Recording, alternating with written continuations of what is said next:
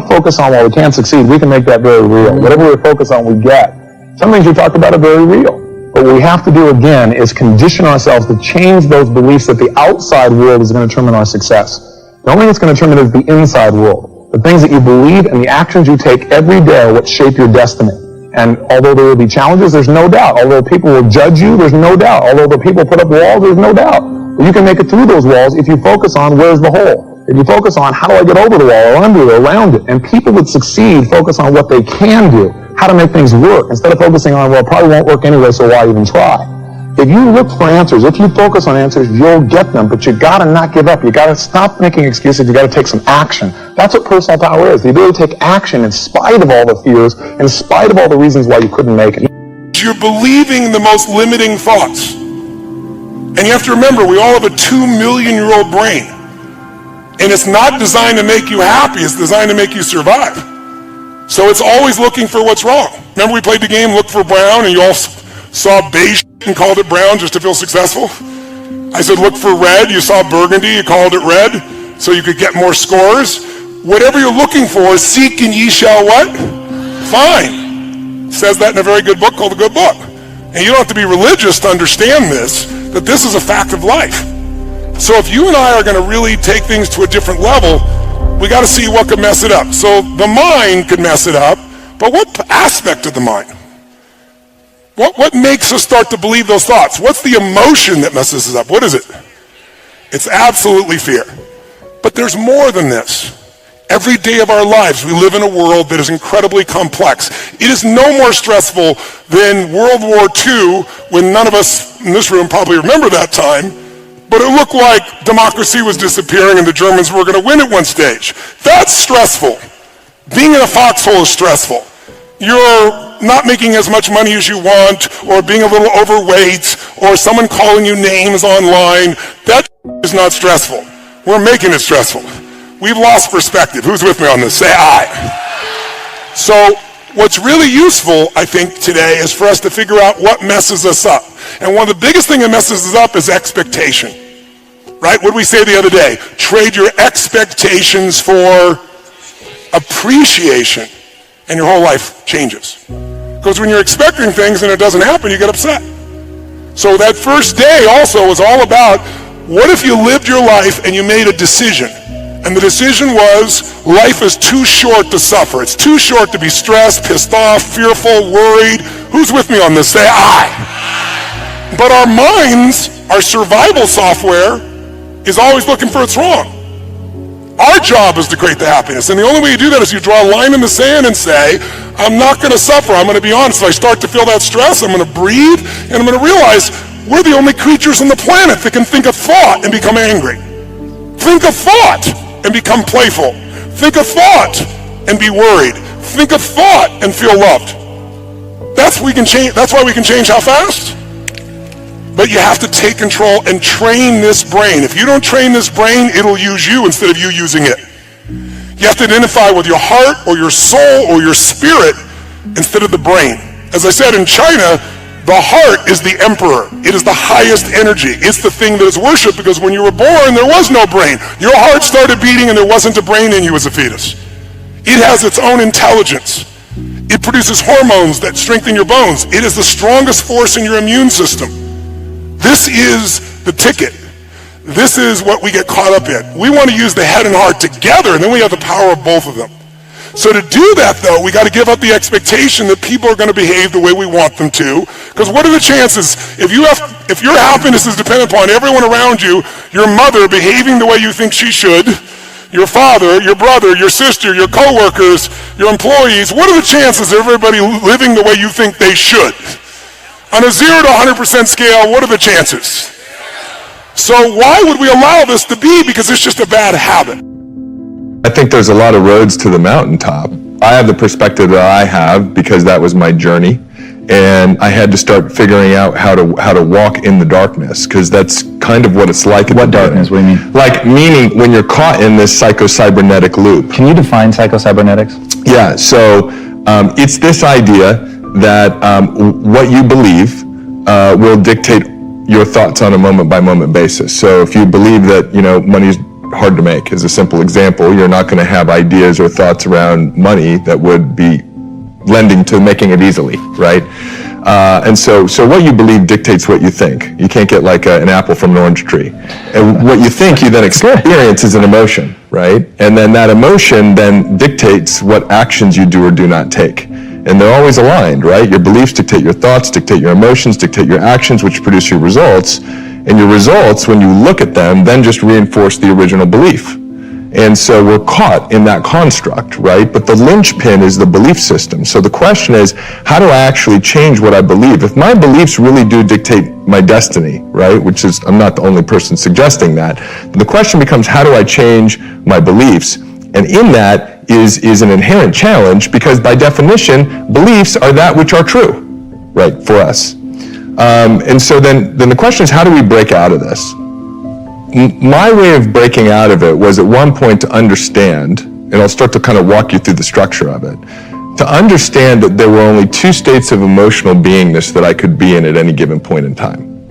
I could either be in a powerful state of being, states like joy, curiosity, excitement, calm, peace, passion, or I would be in a primal state of being, boredom, anger, frustration, some form of fear.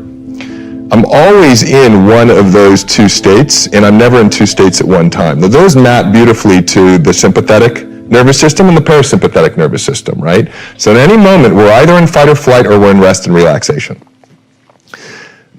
Through my journey, what I realized was the only cause of that switch to be flipped was my own thinking. The meaning that I was giving the experience. The experience itself wasn't dictating whether I was in a primal state or a powerful state, whether I was in sympathetic fight or flight or parasympathetic rest and restoration or relaxation. It was the meaning I was giving the experience. And so that meant that all of my personal suffering was within my own control. I needed to start controlling the meaning I was giving the experiences of life. I'm a huge believer in identity driving behaviors.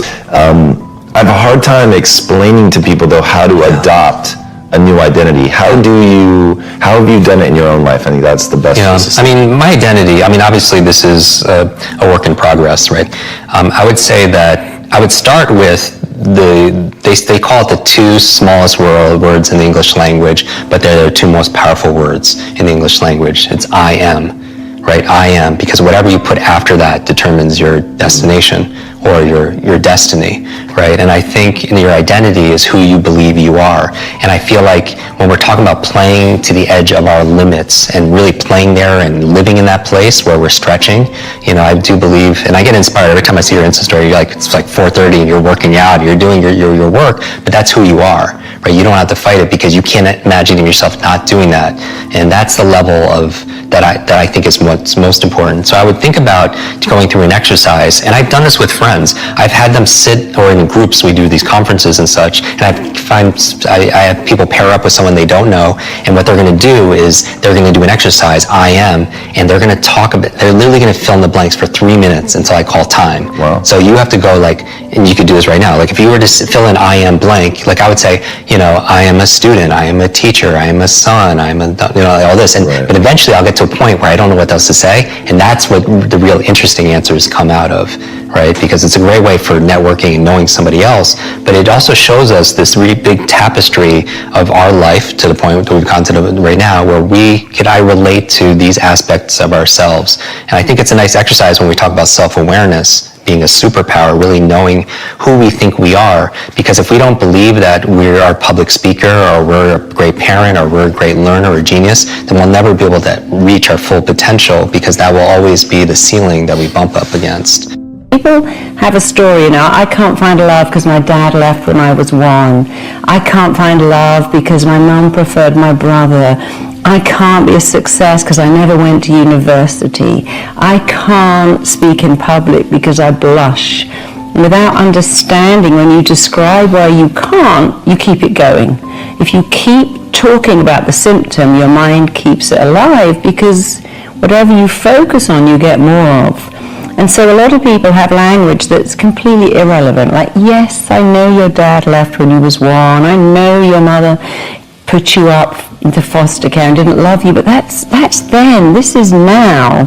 And so they have outdated stories, outdated language. I can't do that because the classic one I heard, oh my God, my boyfriend just ripped out my heart, stamped all over it, killed me, and if I find love again it will kill me. I'm like, darling, he got bored, and you would have got bored too if you'd stuck around, and that was your starter relationship. Go and find a better one with someone amazing. Everything he loved in you didn't take it home with him, it's still there.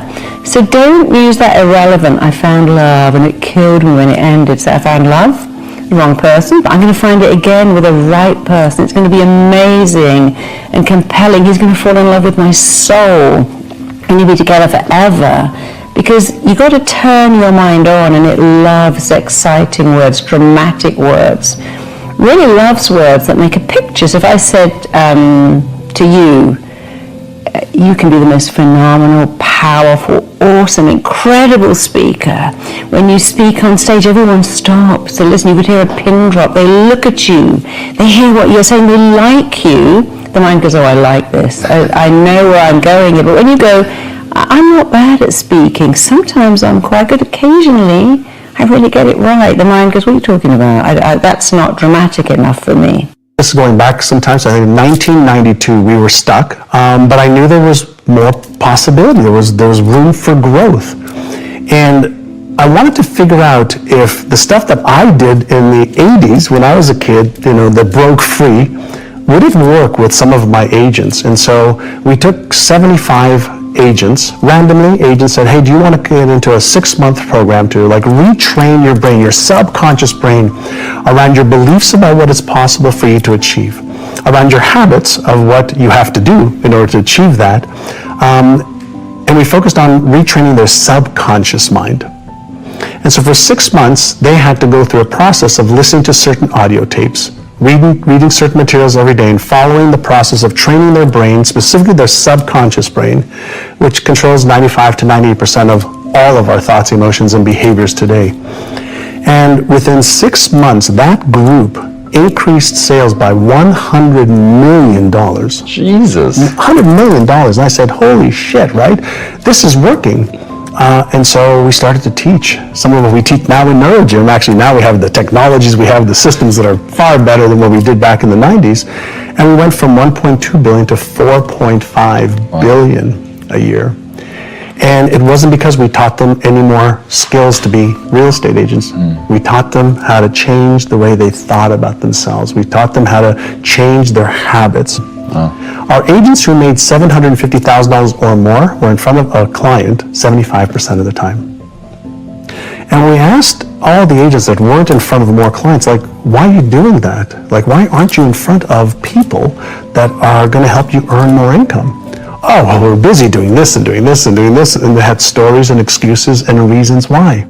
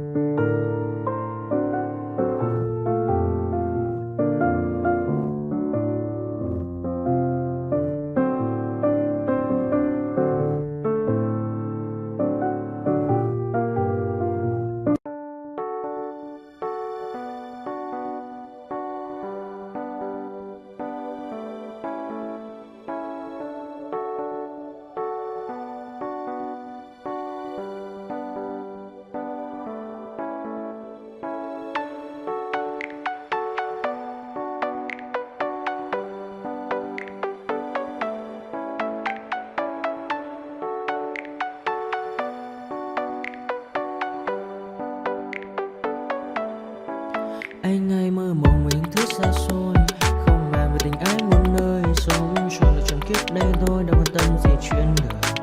Thế mà lại ngâm tương tư, ông tầm bà mút xe tơ, đêm nằm trộm nhớ mơ mơ về ai. Thì ra anh yêu rồi, từ ánh mắt nụ cười, từ đôi môi gọi mưa sao xuyến lòng anh. Thì ra mê em rồi, ngày hay đêm ôm lời, chỉ nghĩ đến em thôi, đó là do anh đã yêu rồi, anh đã yêu rồi, anh đã yêu rồi. Anh đã yêu rồi, anh đã yêu rồi, anh đã yêu em mất rồi.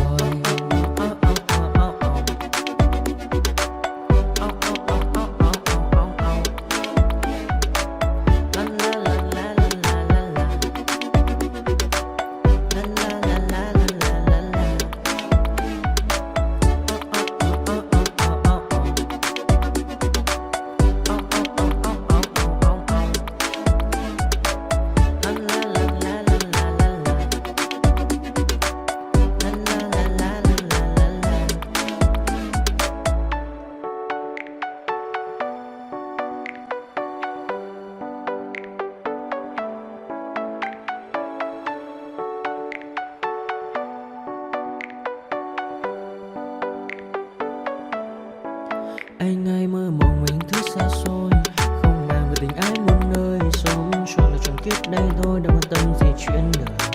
Thế mà lại nằm tương tư, ông tầm bà mút xe tơ, đêm nằm trộm nhớ mơ mơ về ai. Thì ra anh yêu rồi, từ ánh mắt nụ cười, từ đôi môi gọi mưa sao xuyến lòng anh. Thì ra mê em rồi, ngày hay đêm